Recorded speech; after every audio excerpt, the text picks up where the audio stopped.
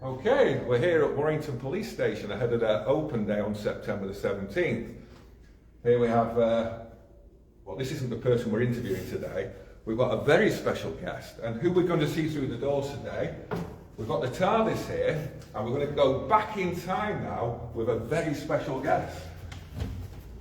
Hello, Peter. Hello, Gary. How are you? Nice to see you again.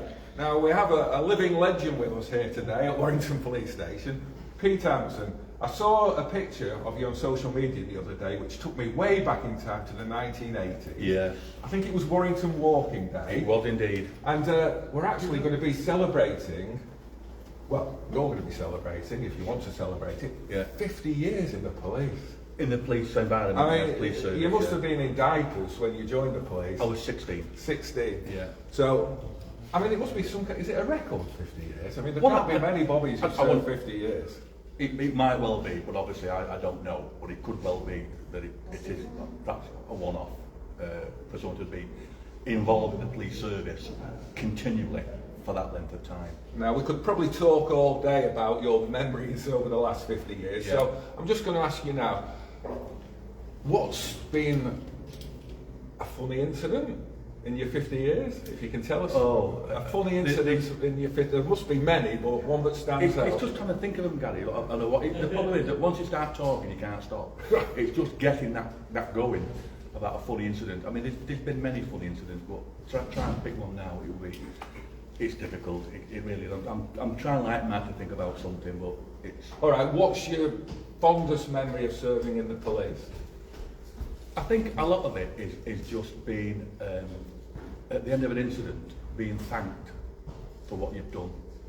You know, because sometimes it's a bad ending, sometimes it's a good ending, and it's all about, there's more to policing than locking people up. There's a lot more to it than that. That has to be done, and I did that. But I was an area constable, and my role was to liaise with the local community, and that's what I did for 7 or 8 years as a local constable. Which area were you working I was in Howley and Fairfield, and fully enough, I was actually in shall I say, a local hostelry only a couple of weeks ago, and I'm studying there with some friends, and this chap said to me, "Hello, PC Pete. The last time we met, I was a young kid, and you kept me on the straight and narrow, and I'd like to say thank you very much." Little incident like that you think, well, you know, I did something good there. And as I say, there's many incidents where you've tried your best and you've had a successful outcome. Everyone's happy, and you can move on to the next incident. Well, we're here to actually promote the police open day. Yes. I mean, you've had quite a few of these over the years. We have, yes. And you're the custodian of the... I'm the manager now, yeah. The manager. Yeah. You're the boss. I mean, I know you've got... Allegedly. I know you've got some I have retired inspectors and other chief senior inspectors and people. superintendents, yes I do, yes. Would you like to introduce one of them? I'd love to introduce my deputy manager, Len Cottrell. Hi, Len. Nice to see you. Len's a retired inspector for the Civil Nuclear Constabulary, and I'm constantly reminding him that even though I was a PC and he was an inspector, I am now the boss.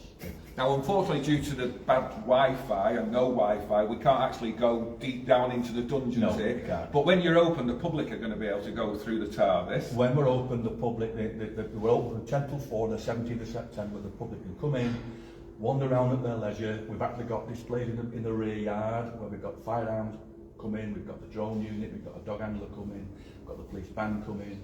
So there'll be more to see in the backyard as well on that day. Okay, shall we just have a look over here at some of the uniforms through the years? Yeah. Which one did you start in? I started off, okay, putting up, it's not the actual one obviously, but the era's right, and it was that one.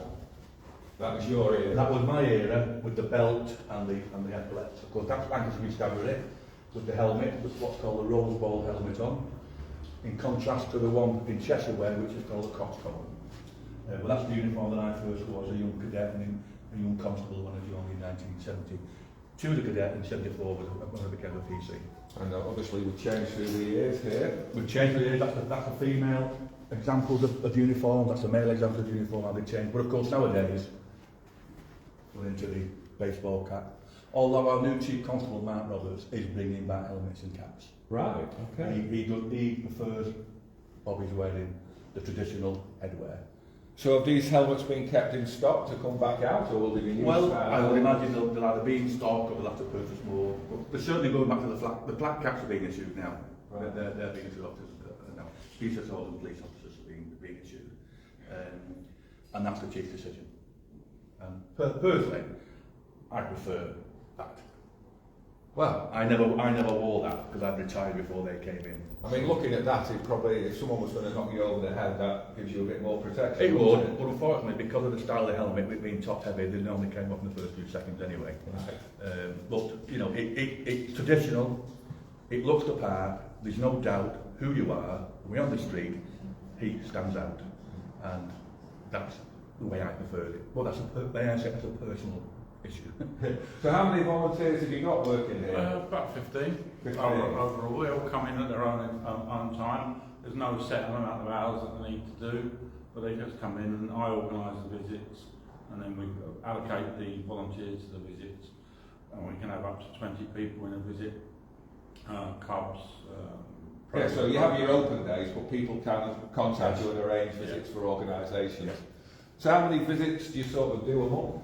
Well, it depends. As Len said, because we are inside an operational police station, so we cannot have the open policy, the open door policy, because of the security. But also, it's run entirely by volunteers, and we're not here every day.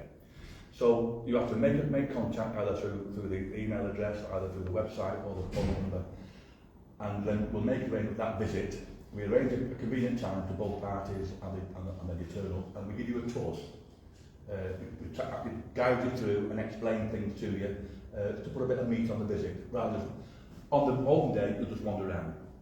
But we'll be there to answer any questions you might have. But on the tour, it is a tour. We take it out less about an hour and a half to 2 hours. Yeah, there is. Oh, where's he gone? There you There are plenty of things to see in the museum. I've been in there a few times myself. It is absolutely fascinating. Yeah. So what time are you open on the 17th? On the 17th, we're open 10 a.m.